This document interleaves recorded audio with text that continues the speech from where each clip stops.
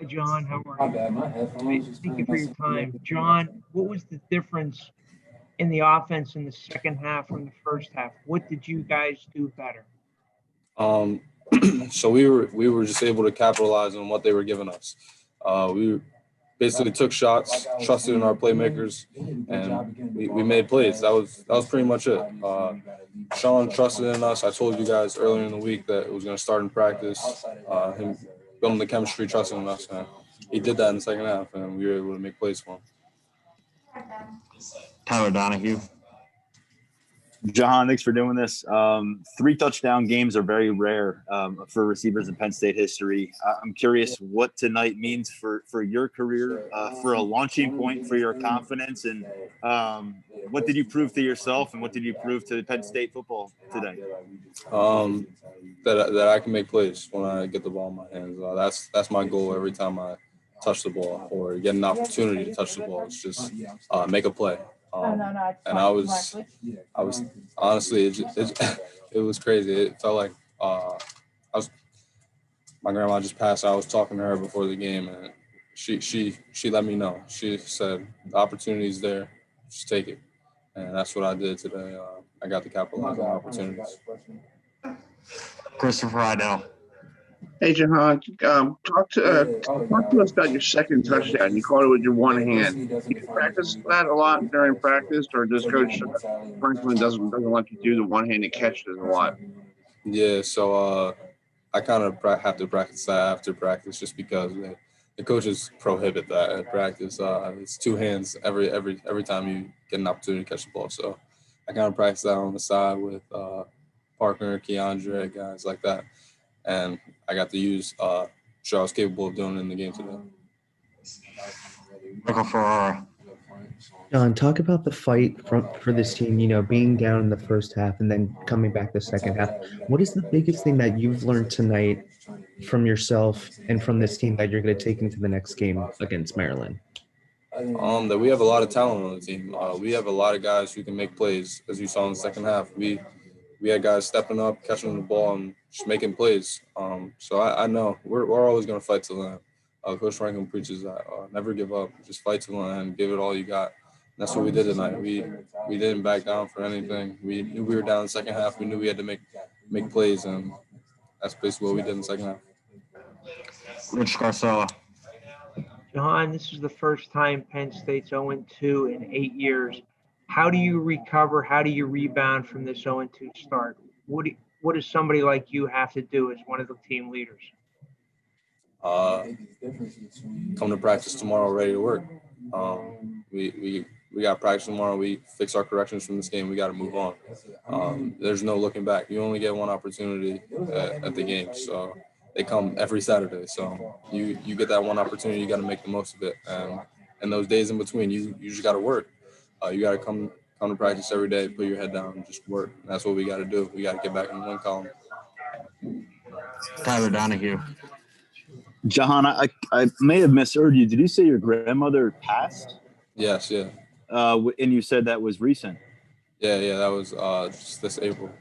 I'm sorry to hear that. So you said do you usually have kind of an internal conversation with her before these games, and is she someone that you think of when you do have those big moments on the field out there and get to the end zone? Oh yeah, for sure. I every week I bring a little T-shirt, got her on it, and I just keep it with me. I talk to her before the game. I have a little conversation with her, and she just let me know the opportunity was there today, and I got to make the most of it. So I'm just it's just crazy how God works. My family just tells me to be patient all the time, and that's what I've been doing. And it's finally paid off. Jared Farrar. How big was it for Parker to have a good game for you guys as well as a receivers group? It's huge. Kid has so much. He has so much talent. I watch him every day at practice, and I'm just amazed by the things he's amazing. And I just can't. Today was kind of like a little preview. You guys got a little preview of what he can do with the ball in his hands. He can make plays. Kid's a baller. We got some ballers on this team, and I just can't wait. They have a lot of football left in front of them, and I can't wait for them to prove themselves. Tobias Wilborn. Jahan, what goes through your mind when you see that ball up there and you're having to jump to get it? What goes through your mind, and like, how do you feel once that play actually goes through? I approach that as $1 million. It's $1 million in the air. If you want it, you go get it. Every time the ball's in the air, it's a chance for you to make a name for yourself, for you to put the team on your back or whatever it is. So I think of it every time the ball's in the air, it's $1 million, and we got to go cash in. That's what I did today. Tyler Donahue. John, I hate to get like personal again, but could you give us your grandmother's name, just to note it, because clearly she means a lot to you, and I wanted to kind of pay respect to her with the story we're going to write. Yeah, for sure. Gloria Bigelow, Gloria, Bigelow, Bigelow. If I could just turn attention back to the game itself, Sean's going to take a lot of scrutiny this week. There's no doubt about it, especially with what Justin Fields did on the other side of this game. What do you see from Sean to give you faith that he is the right quarterback for this team and the right guy to lead the charge for this offense? It was kind of like a preview. Like I said, he started trusting us. He started giving us opportunities, and that's all you ask from your quarterback. And he, honestly, in my opinion, he did a fantastic job in the second half, controlling the game, staying in the pocket, and just dishing out dimes. So I'm excited for Sean. The stats may not say everything, but I'm excited for him, and I just can't wait to come out and work with him every day because he's one of the best quarterbacks in the country to me. So I just can't wait to work with one of the best quarterbacks in the country every single day. Rich Garcella. Jahan, I'd like to follow up on that question about your grandmother. Did she live by you? What did you have a lot like? Did she help raise you? How close was your relationship?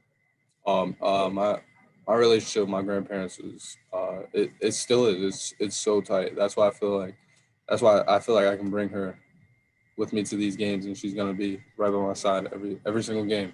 And yeah, my relationship with my grandparents is really close. They're my second parents. So. Tobias Wilborn.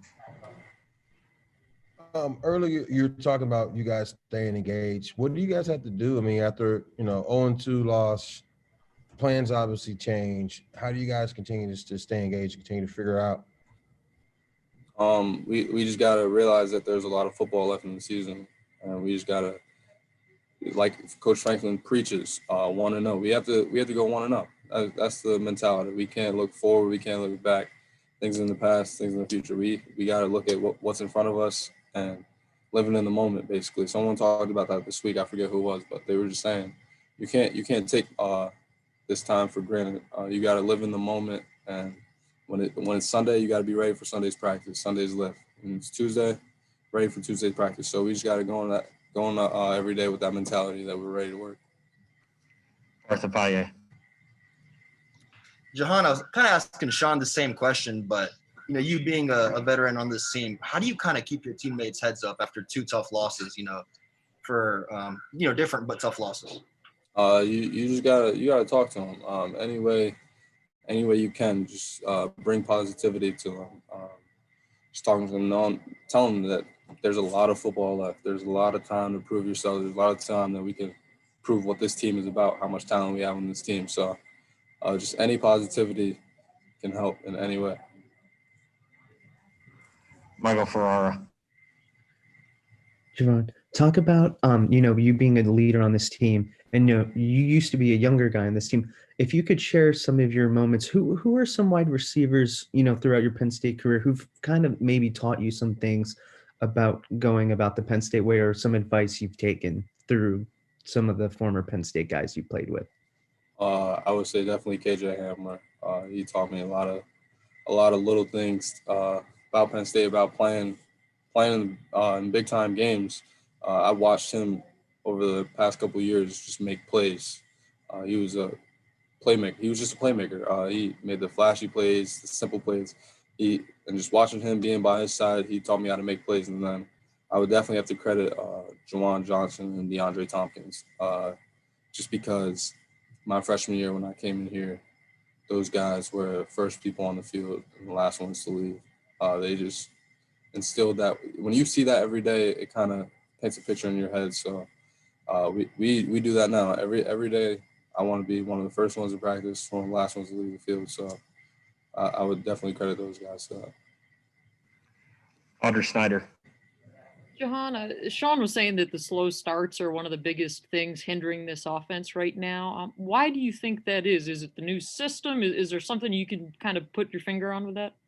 I'm actually I have no idea why we keep starting so slow, but we just gotta fix that in practice. Coach Franklin builds practices so that we start fast.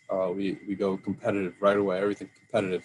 Start practice. So we just gotta we can't take those for granted. We can't take those practice reps for granted because he's doing it on purpose. He knows what he's doing.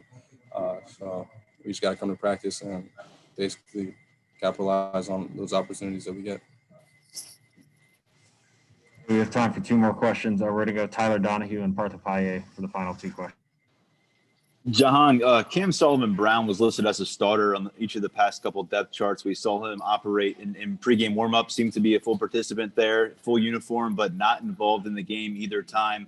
I know there's certain things you can't divulge during these conversations, but can you shed any light on the circumstances in that receiver room with Cam Sullivan-Brown? And regardless of why he's not playing, how are you guys handling, kind of keeping him mentally engaged and I guess positive because clearly something's happening behind the scenes we're not aware of. Yeah, like I said, any positivity at the end of the day is good. We just got to keep his head up. We know he's battling something right now. I can't really speak about, but he's battling something. We just got to be by his side. Just know that we're there with him and that we're ready. We're ready for when he's able to come compete with us. We just can't wait to get our brother back on the field. Final question for Jahan.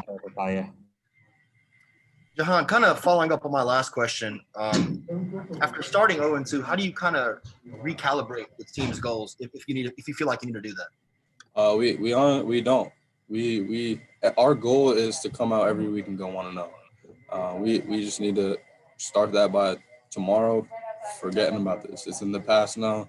There's nothing you can do about it, but just move on and look to work and beat Maryland. It's a 1-0 mentality that will never change every single week. We got to go 1-0, and that's the goal for next week.